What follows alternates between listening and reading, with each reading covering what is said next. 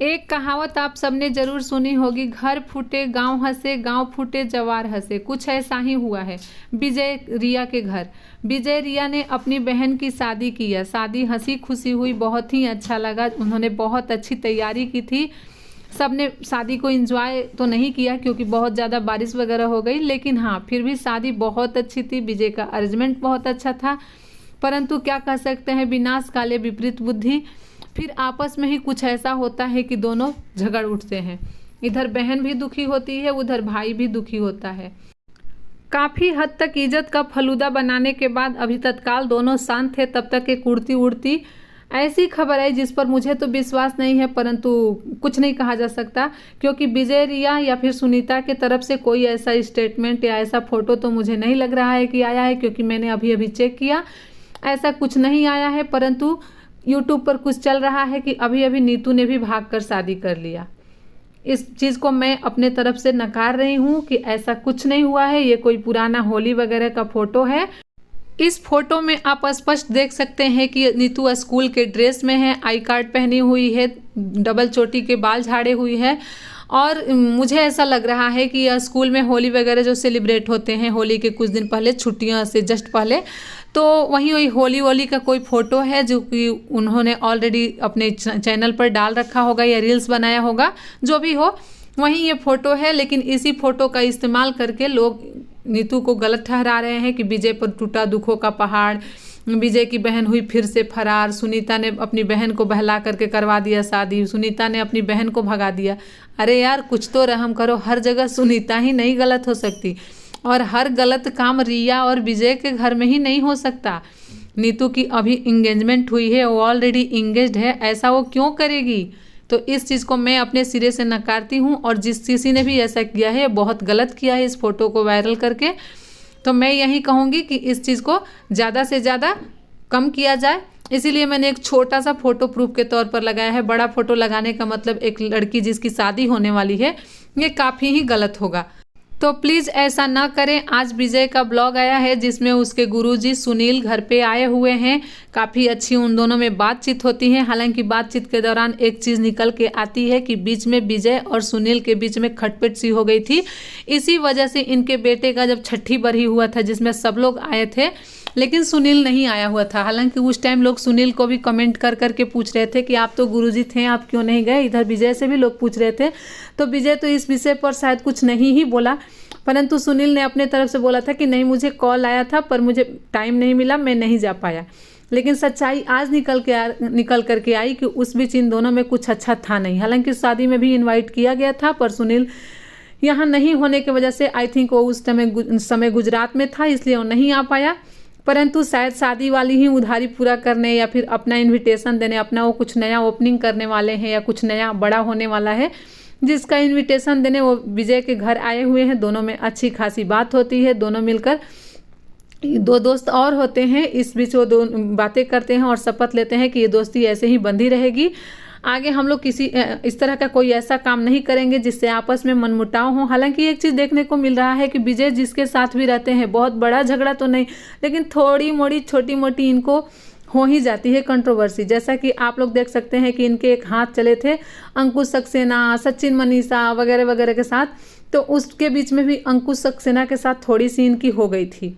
परंतु कोई नहीं, इस तरह के छोटे बड़े होते रहते हैं। बड़े बड़े जंगल में छोटे छोटे शेर तो होते ही रहते हैं। तो इस तरह से बड़े बड़े काम कर रहे हैं ये लोग। बड़े बड़े लोग इतने सारे लोगों को लेकर बैठे हुए हैं, इतनी सारी इनकी फ्रेंड फ्लोइंग है, तो ये छोटे छोटे कंट्रोवर्सी तो होते ही रहेंगे। परंतु आज का मुझे अच्छा लगा कि उनके गुरुजी उनके घर पे पधारे हैं।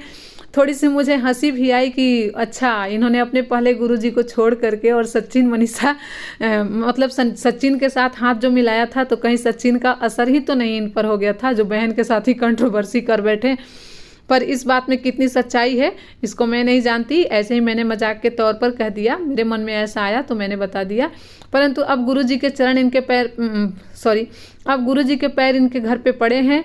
आई होप सब कुछ अच्छा हो। उधर सुनीता बहुत खुश है अपने परिवार में, जो उसको डर था कि उसको परिवार वाले परेशान करेंगे, घर से बाहर रहना पड़ेगा, ऐसा कुछ नहीं है। वो अपने ससुराल में हैप्पीली मैरिड लाइफ एंजॉय कर रही है। अपनी ननद और फैमिली वालों के साथ वो कहीं बाहर भी घूमने गई है। अच्छा एक चीज़ मुझे उसकी फैमिली की बहुत अच्छी लगी कि वो जहाँ कहीं भी घूमने जाती है तो ऐसा नहीं है कि सास ससुर सबको लेकर के जाना है। बहुत सारे फैमिली में ऐसा भी होता है कि सास के साथ घूमने जाना होता है। ऐसी में नहीं बहुएं कुछ उतना अच्छा कंफर्टेबल फील नहीं करती, लेकिन इसके यहाँ अच्छा, या तो अपने हस्बैंड के साथ जाती है या फिर नंदे जाती हैं। तो नंद के साथ और देवर के साथ तो लड़कियां कंफर्टेबल होती है। तो ये मुझे अच्छा लगा, कहीं घूमने गए थे लोग, कहीं मंदिर में। हालांकि यहाँ मैं एक चीज़ सुनीता को बोलना चाहूँगी कि सुनीता थोड़ा सा अपनी ननद से कुछ सीखो। ननद का ड्रेसिंग सेंस, मेकअप सेंस बहुत अच्छा है। हालांकि मंदिर जाने के लिए ननद को भी सूट पहनना चाहिए, पर कोई नहीं, लेकिन जो भी उसने मेकअप किया है, जो पर्स लिया है, जो भी चीज़ें उसने लिया है, एसेसरी वगैरह, सब कुछ उसका बहुत ही अच्छा है। जैसे वो लग रहा है कि हाँ वो पढ़ी लिखी लड़की है। आप बात करती हो पढ़ी लिखी हूँ, हर बात में आपकी बात, जैसे कि आपकी सास ने जब मना किया था घर से बाहर नहीं जाने का, नज़र लगता है या फिर कोई पूजा होता है उसके बाद जाने का, और आपके हस्बैंड जब आपसे बोल रहे थे कि नहीं बाहर आने पर मम्मी गुस्सा होगी, तब आप बोल रहे थे कि आप भी इन सब चीज़ों को मानते हो क्या? मैं तो इन सब चीज़ों को नहीं मानती। पढ़े लिखे होकर के यही सब मानते हो, ये चीज़ें गलत है। पढ़ा लिखा होने का मतलब यही नहीं होता कि हम अपने बड़ों की बात नहीं माने, हम अपनी परंपराओं को नहीं माने, नहीं, ये नहीं होता। पढ़े लिखे के बहुत सारे और भी लक्षण होते हैं जिसे देख करके इंसान समझ जाता है कि आप पढ़े लिखे हैं। अब आप क्या की हो, आप इतनी पढ़ी लिखी हो, आप हॉस्टल में रह के पढ़ाई की हो। हजारीबाग भी कोई छोटा मोटा जगह नहीं है, अच्छा जगह है, परंतु आप क्या कर रही हो, मंदिर जाने के लिए एक मेकअप का पूरा ट्रॉली लेकर चल देती हो। आपके पास साड़ी पर वियर करने वाला एक पर्स होना चाहिए अच्छा सा, और उस मेकअप ट्रॉली को लेकर जाने की कोई ज़रूरत नहीं थी। अपनी ननद को देखा ना, उसने भी वहाँ टचअप किया। मंदिर जाने के लिए टचअप काफ़ी था, नहीं कि पूरा का पूरा आप शेडो वगैरह का पूरा प्लेट ही लेकर पहुँच गई हो।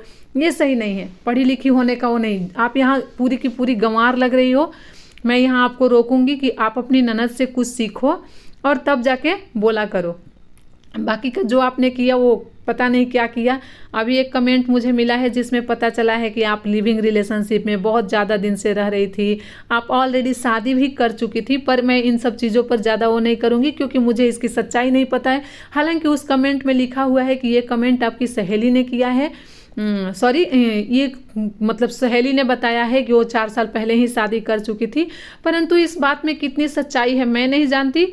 मुझे बस इतना ही पता है कि अभी आप जिस ससुराल में हो खुश हो। जो भी आपके पीछे झगड़े अपने भाई के साथ हुए थे वो सब खत्म हो गए हैं।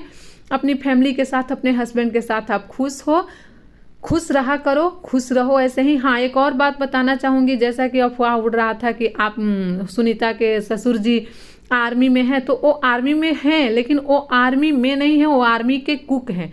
उन्होंने पहले ही दिन जब वीडियो में बताया था, उसी दिन वो बातें क्लियर हो गई थी कि वो आर्मी के साथ कुकिंग का काम करते हैं और उनका खाना बनाने का स्टाइल या फिर बात करने का स्टाइल सब चीज़ों से लगता है कि वो एक बहुत अच्छे कुक हैं, वो बहुत अच्छा खाना बनाते हैं। और भी कोई खाना बनाता है तो उसको सपोर्ट भी करते हैं, जैसे सुनीता को बार बार वो चीज़ें बताते हैं, सिखाते हैं। तो ये बहुत अच्छी बात है। काम कोई भी पूरा नहीं होता, काम करना चाहिए, मेहनत करो और पैसे कमाओ, फल पाओ। तो चलिए आज की वीडियो यहीं तक, आगे की वीडियो के लिए इंतज़ार करिएगा। जो भी अपडेट आएगा हम आप तक पहुंचाएंगे। ये वीडियो कैसी लगी आप लोग ज़रूर बताइएगा। Thank you.